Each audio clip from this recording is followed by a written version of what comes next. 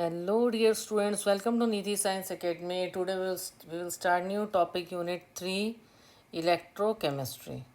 Okay. First of all electrochemistry जो है आपने 11th में भी इसका बारे में पढ़ा है, इलेक्ट्रोकेमिस्ट्री के बारे में। पर थोड़ा सा और मैं सोच रही हूँ कि आपको थोड़ा इंट्रोडक्शन दे दूँ। इलेक्ट्रोकेमिस्ट्री समझने से पहले हमें थोड़ा याद कर रिमेंबर करना है, रिमाइंड करना है कि इलेक्ट्रोलाइसिस क्या है। ओके, इलेक्ट्रोलाइसिस प्रोसेस है डीकम्पोजिशन का इलेक्ट्रोलाइट का, जब इलेक्ट्रिसिटी पास करता है किसी एक्वस सॉल्यूशन से। ओके, तो इंस्ट्रूमेंट जो यूज़ किया जाता है इलेक्ट्रोलाइसिस के लिए उसको इलेक्ट्रोलाइटिक सेल बोला जाता है। तो electrolyte form of aqueous solution होता है या मोल्टन स्टेट में होता है वो। ओके, और दो मेटल रॉड होती हैं, ये भी आपने पहले पढ़ा था। दो इलेक्ट्रोड्स होते हैं और उन metal rods are dipped into the aqueous solution और उसको कनेक्ट कर देते हैं किसी सोर्स ऑफ इलेक्ट्रिसिटी से। ओके, यहाँ पे वो एक्वस सॉल्यूशन रहेगा।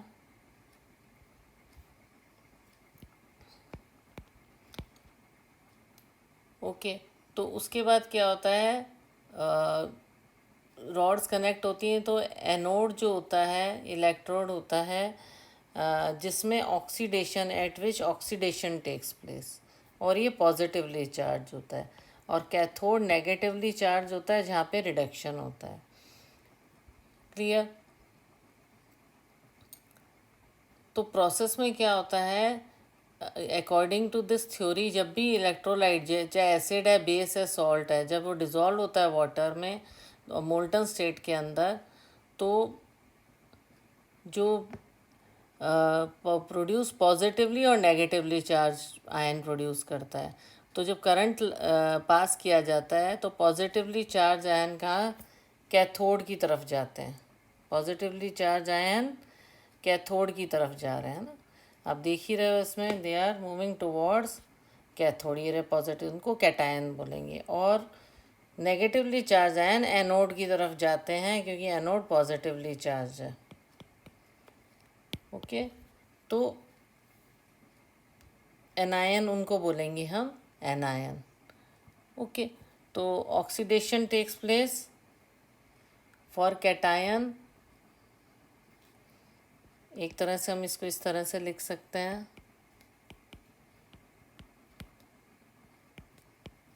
Reduction takes place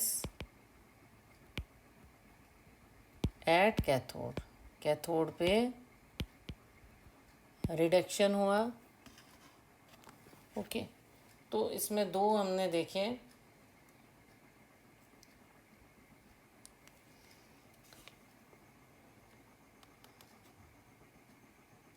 a positively charge है, बी नेगेटिवली चार्ज है।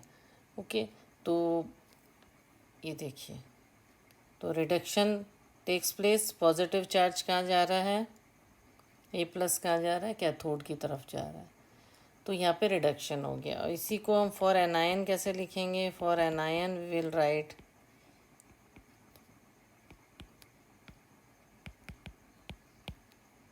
इसमें ऑक्सीडेशन टेक्स प्लेस, इसको लिखा इस तरह से जाएगा, oxidation takes place at anode. तो conversion of ion into neutral species, उसको बोलते हैं प्राइमरी चेंज। ओके, ये तो प्राइमरी चेंज है। क्लियर? तो आयंस में लोअर डिस्चार्ज पोटेंशियल भी डिस्चार्ज होते हैं हाई पोटेंशियल के कंपेयर में। ओके, अब हम इसमें समझेंगे कि हमने यहाँ पर केमिस्ट्री में सबसे पहले इलेक्ट्रोलाइटिक सेल को समझा। इलेक्ट्रोकेमिस्ट्री से हमें कई technology, transmission of sensory signal through cells to brain, communication, ये सब इलेक्ट्रोकेमिकल ओरिजिन है। ओके, वास्ट इसका पार्ट है। तो हम इसमें we had studied the construction and function of Daniel cell in class 11th, और this cell converts the chemical energy liberated during the redox reaction. Okay, अब हम अपने इस टॉपिक पर आते हैं जिसमें हम डेनियल सेल को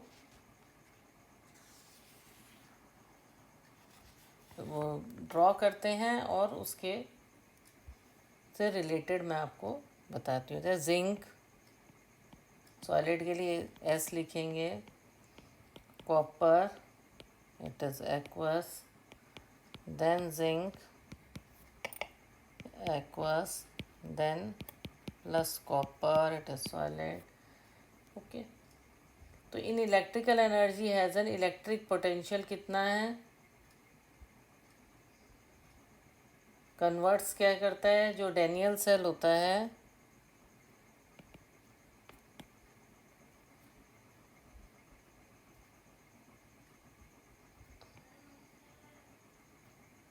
इट कन्वर्ट्स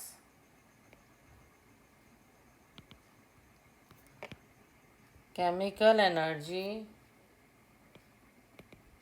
जो लिबरेटेड होती है रेडॉक्स रिएक्शन के time, during redox reaction to electrical energy, electrical energy में चेंज कर देता है उसको, क्या चीज़, डेनियल सेल, और इसका इलेक्ट्रिक पोटेंशियल 1.1 वोल्ट होता है। ओके, तो जब कंसंट्रेशन Zn प्लस और कॉपर आयरन का जो कंसंट्रेशन है इस यूनिटी होता है और पोटेंशियल उसका 1.1 वोल्ट होता है, तो ऐसे डिवाइस को गैल्वेनिक और वोल्टेइक सेल बोलते हैं। क्लियर? तो इसमें एक सॉल्ट ब्रिज यू शेप्ड बनाया जाता है और एक कंसनट्रेटेड सॉल्यूशन इनर्ट इलेक्ट्रोलाइट का होता है इसके अंदर। ओके, सबसे पहले it's very easy to make, आप मेरे साथ साथ इसको बनाइए। इसमें आप 2 बीकर बना दीजिए पहले। ओके, और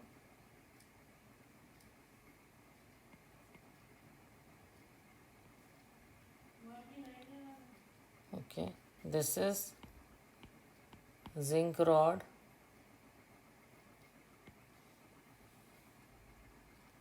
this is the salt bridge, इसमें बीच में बनाइए, this is the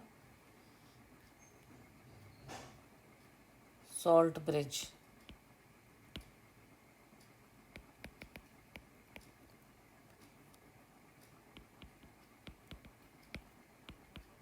potassium sulphate. Okay,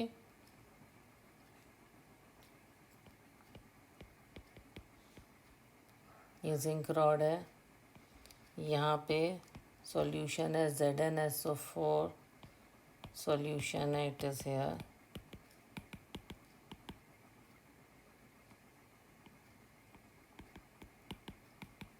okay, ये हो गया।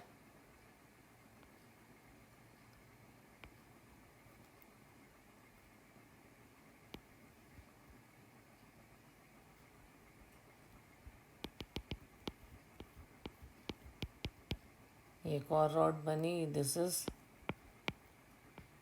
Copper rod. क्लियर? और ये क्या है, ये आपका CuSO4 सॉल्यूशन है, यहाँ पर आपका ये सल्फेट है। ओके,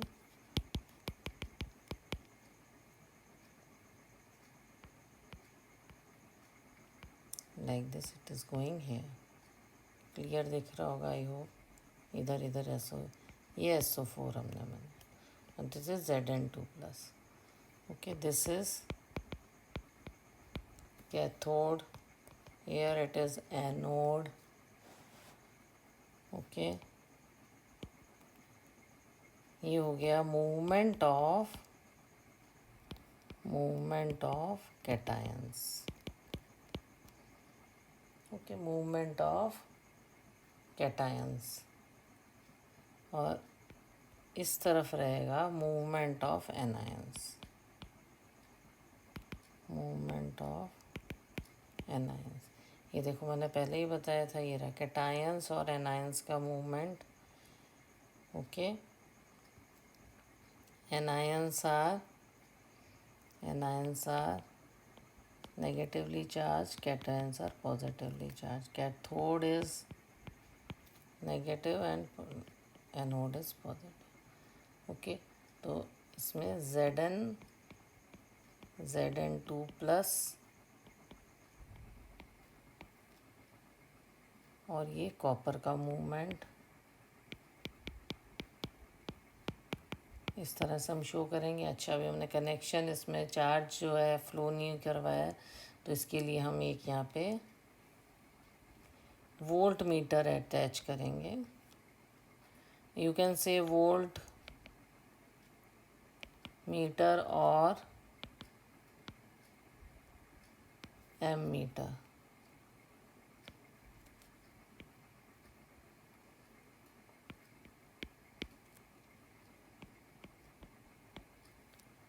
ओके, ये जिंक रॉड है और ये कॉपर रॉड है और ये कन्वेंशनल करंट है, कन्वेंशनल करंट।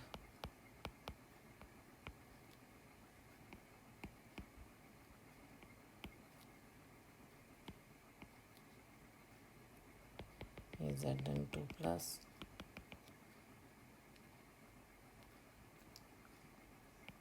और ये SO4, ये कन्वेंशनल करंट। तो इस तरह का पूरा इलेक्ट्रोकेमिकल सेल जो बनेगा रेडॉक्स रिएक्शन पे। डेनियल सेल है having electrodes of zinc and copper dipping in the solution of respective salts. तो इसमें कोई भी जैसे एक्सटर्नल अपोजिट पोटेंशियल अप्लाइड होगा और फिर धीरे धीरे इसको इंक्रीज़ करेंगे जब तक कि वोल्टेज 1.1 वोल्ट नहीं हो जाती। तो जब रिएक्शन स्टॉप होगा तो कोई भी करंट फ्लो नहीं होगा। और increase in external potential again start the reaction but in opposite direction. Okay, opposite direction में होगा तो इलेक्ट्रोलाइटिक सेल जैसे बिहेव करने लग जाएगा। ओके, तो इलेक्ट्रॉन्स कैसे फ्लो करते हैं डेनियल सेल में? द जिंक इलेक्ट्रॉल जहाँ पर ऑक्सीडेशन प्लेस करती है उसको एनोड कहते हैं, ये हमने पहले भी पढ़ा है। जहाँ ऑक्सीडेशन होती है उसको बोलते हैं हम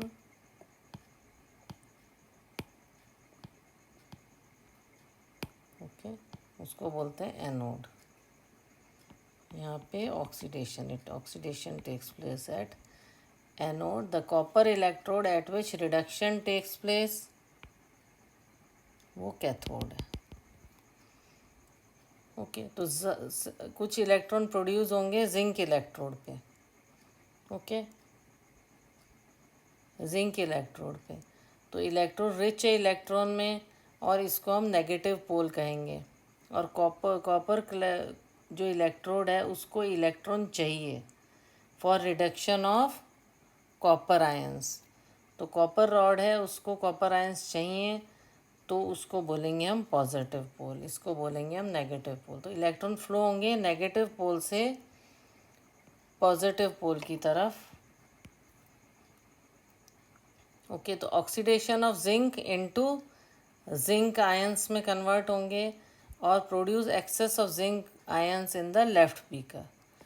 ओके, इसी तरह से कॉपर का जो है रिडक्शन होगा कॉपर आयंस का, तो वो leaves excess of SO4, excess of SO4 होएगा और इसमें एक्सेस ऑफ जिंक होगा।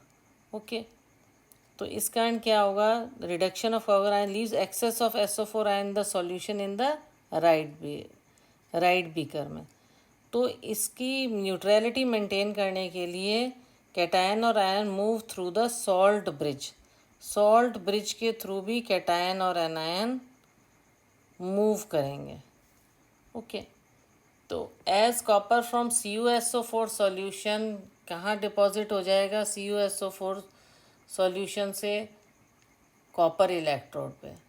तो CuSO4 जो सॉल्यूशन है वो डिक्रीज़ हो जाएगा, तो करंट फॉल हो जाएगा पैसेज ऑफ सॉल्यूशन में। ओके, कॉपर क्या यहाँ डिपॉजिट होना शुरू हो रहा है, आप देख रहे हो। CuSO4 सॉल्यूशन में क्या होना शुरू होगा, CuSO4 डिपॉजिट होना लगेगा कॉपर इलेक्ट्रोड पे। तो क्या होगा, CuSO4 यहाँ डिपॉजिट होने लगेगा, तो CuSO4 डिक्रीज़ होने लगेगा, ये कॉपर यहाँ डिपॉजिट होने लगेगा। तो करंट फॉल, धीरे धीरे करंट कम हो जाएगा by the passage of time. तो वेट ऑफ कॉपर रॉड क्या हो जाएगा, इंक्रीज़ हो जाएगा, और जिंक का डिक्रीज़ हो जाएगा।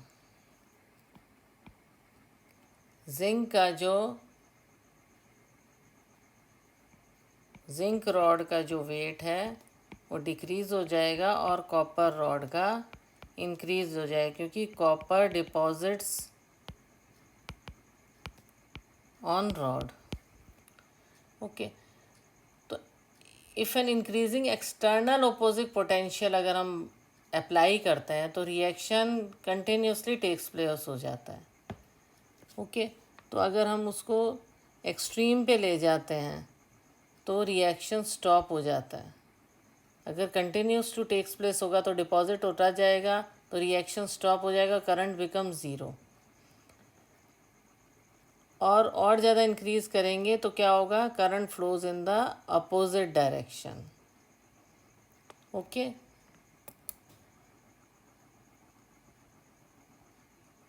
तो इंक्रीजिंग एक्सटर्नल ओपोजिंग पैटर्न, अगर अगर एक्सटर्नल पोटेंशियल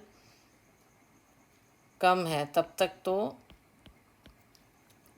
रिएक्शन कंटिन्यू रहेगा। Clear, reaction continuous. ओके, जब एक्सटर्नल अपोजिंग पोटेंशियल और सेल का जो पोटेंशियल है वो इक्वल हो जाएंगे तो रिएक्शन स्टॉप्स, बंद हो जाएगा। ओके, फिर आप और ज़्यादा इंक्रीज़ कर दोगे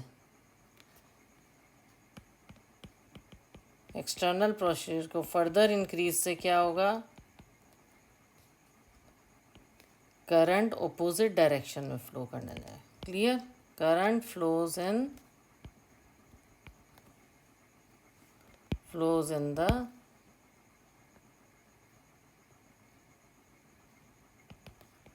अपोजिट डायरेक्शन।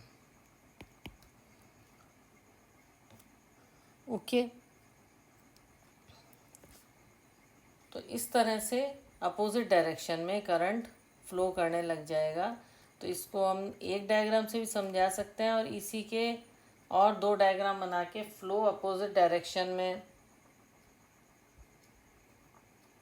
दिखा के हम इसको और भी क्लियर कर सकते हैं, दो तीन और डायग्राम बना के, कि कैसे कैसे उसमें चेंजेस आए। जब EXT कम था तो फ्लो किस तरह से रहा, electrons flow from zinc rod to copper rod, तो करंट कहाँ से फ्लो हुआ, कॉपर से zinc, copper to zinc flow हुआ, अगर जो एक्सटर्नल जो पोटेंशियल है वो अगर कम है। व्हेन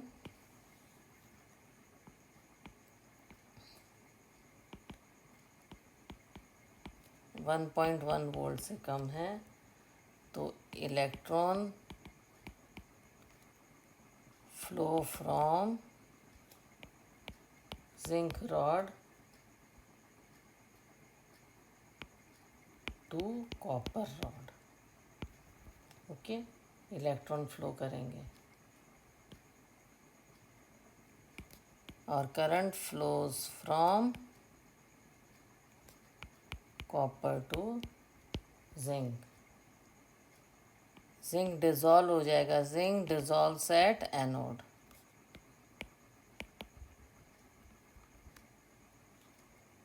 और कॉपर डिपॉजिट्स एट कैथोड, पहले ही बताया था मैंने आपको। ओके, फिर दोबारा से इसको समझ लेते हैं। और एक्सटर्नल जो पोटेंशियल अगर इक्वल है 1.1 वोल्ट के तो no flow of electrons, and no chemical reaction. Clear. इसी के भी 3 तरह के डायग्राम बन सकते हैं, और डायग्राम के लिए आप अपनी एनसीईआरटी में भी तीनों डायग्राम देख सकते हैं। और जब एक्सटर्नल पोटेंशियल जो है वो ग्रेटर देन 1.1 वोल्ट होगा तो इलेक्ट्रॉन फ्लो फ्रॉम कॉपर से जिंक में इलेक्ट्रॉन का फ्लो होगा, और करंट फ्लो होगा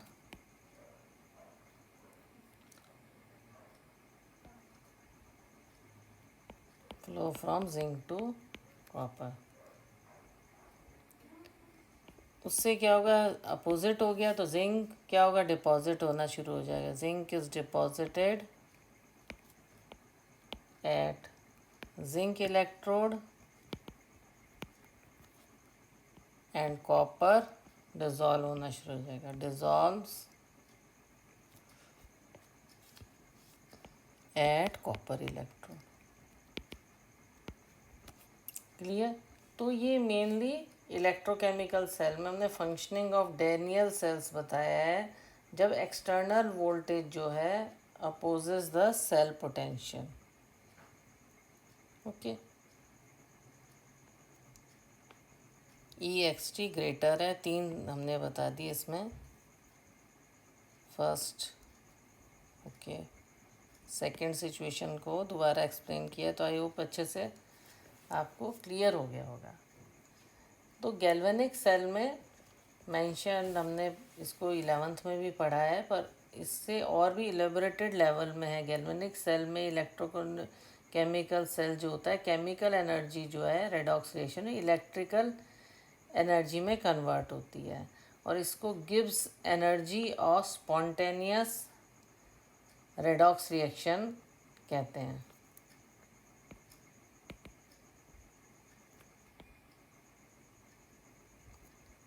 energy of the spontaneous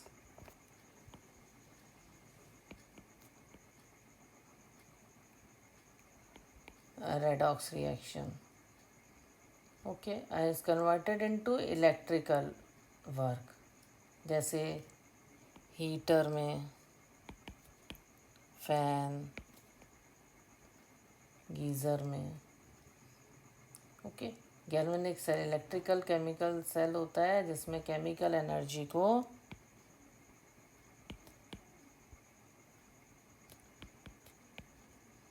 electrical energy में कन्वर्ट करते हैं। क्लियर। तो डेनियल सेल डिस्कस्ड अर्लियर हमने किया था। ओके। पहले हमने reaction combination of 2 half reaction बताया था। ये Zn है प्लस कॉपर, ओके, और ये एक्वस।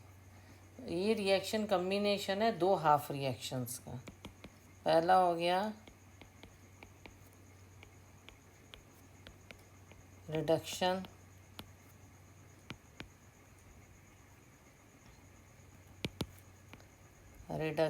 Half reaction. दूसरा हो गया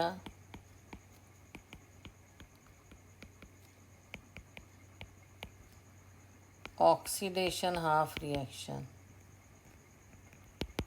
ऑक्सीडेशन हाफ रिएक्शन। तो ये जो रिएक्शन है 2 डिफरेंट पोर्शन में होता है डेनियल सेल के। तो रिडक्शन हाफ रिएक्शन अकर होता है कॉपर इलेक्ट्रोड पे, वाइल ऑक्सीडेशन हाफ रिएक्शन होता है जिंक इलेक्ट्रोड पे। ये 2 पोर्शन सेल हैं जिनको हाफ सेल्स और रेडॉक्स कपल्स बोलते हैं। इनको हाफ सेल्स और रेडॉक्स कपल्स बोलते हैं। The copper electrode may be called the reduction half cell and the zinc electrode को